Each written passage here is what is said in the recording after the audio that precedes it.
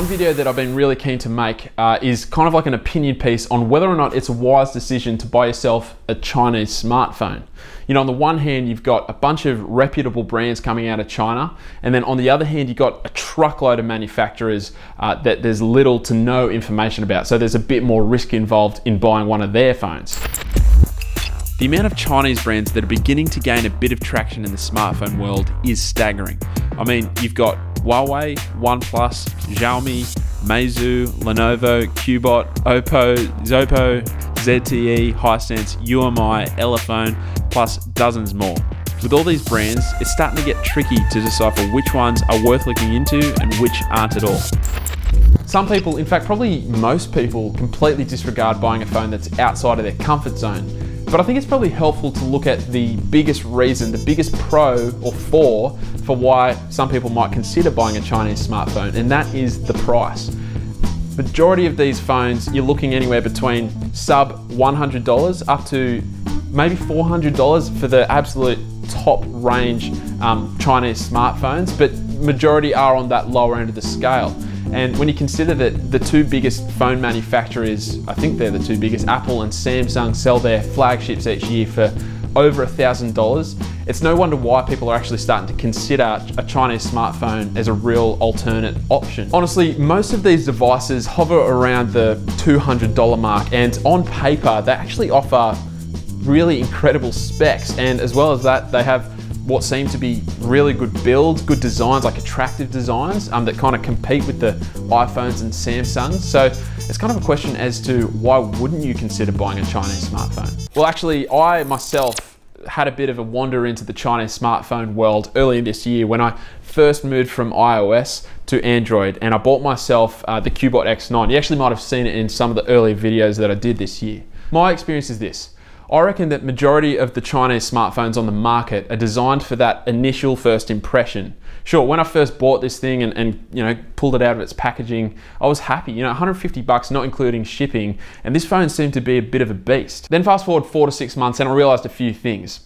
Number one was, if you have any issue non-software related to your phone, software related being like if you've soft bricked your phone, if you have any other issue that's not software related, good luck to getting it fixed. One thing that happened to me about a week after getting the Qbot X9, I dropped it. It was seriously like a minimal drop, just fell out of my pocket sitting on a chair or something. And you know, upon picking it up, there was no obvious outward signs of there being any damage. But when I tried to turn it on or tried to do anything, the screen just would not turn on. It just wasn't responsive. I could feel it vibrate and whatnot. Now, after about a week of being in touch with the store, and obviously English isn't their first language, so there's a language barrier as well, so that was pretty tricky. I quickly realized that I wasn't going to be able to send this thing overseas back to where I got it from to get it repaired.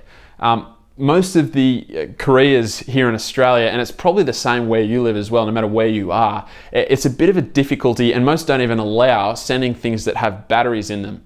And then the ones that do, so like there's a couple of specialty ones that let you send batteries overseas, they cost, you know, about 100 bucks, even more. I think that's what I was quoted, around 100 bucks to send it back. I pretty much lost all hope, and I kind of thought, well, there you go. There's a week-old phone just down the drain. I won't be doing that again.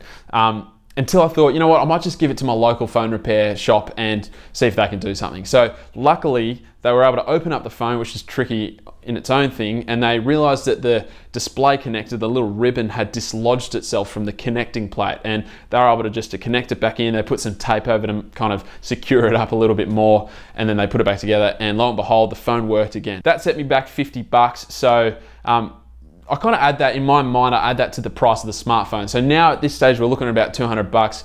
Obviously, it didn't take as long or cost as much as it would have to send it overseas, but it was no longer the cheaper kind of investment that I'd hoped it would be at the start. And that brings me to my next point, which is build quality. So in my opinion, I don't think that the majority of Chinese smartphones are designed to last. I mean, take that last story that I just told you. It honestly was the lightest of drops. And I wish you were there so I could have shown you and proven it to you, but it was the slightest of drops. And for the display to stop working after that sort of a drop just tells me that the sort of build quality that these phones have. And not only that, I actually ran into a fair few issues with like network reception. So I'd have one bar when a mate of mine would have full bars, and I had issues using Google Maps. So it would take a minute sometimes to lock my location. And then also the capacitive touch buttons on the phone, they stopped responding as well as they should have after a couple of months of use. And the other thing is, if you have an issue with something that involves a part of the phone, say for example, you shatter the screen or the battery dies out, something that involves a part of the phone that needs repairing, you'd be hard stretched to find anywhere in your country that has the parts to fix the phone or to replace the phone. They really don't exist outside of China. So then you will have to fork out $100 or so to send the phone back if you're gonna get it fixed, because a phone repair shop's just gonna say, we don't have this part, we can't fix the screen. So either you're gonna have a shattered phone or you have to send it back $100 or you get another phone.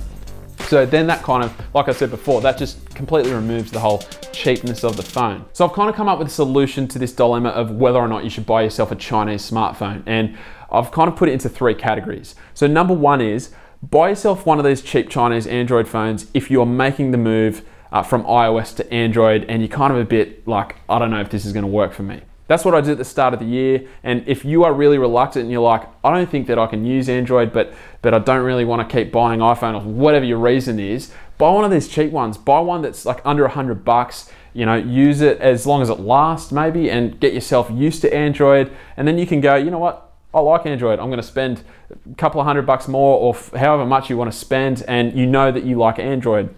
Or you can say, you know what? Android's not for me, so I'm gonna go back to iPhone, or whatever you wanna do.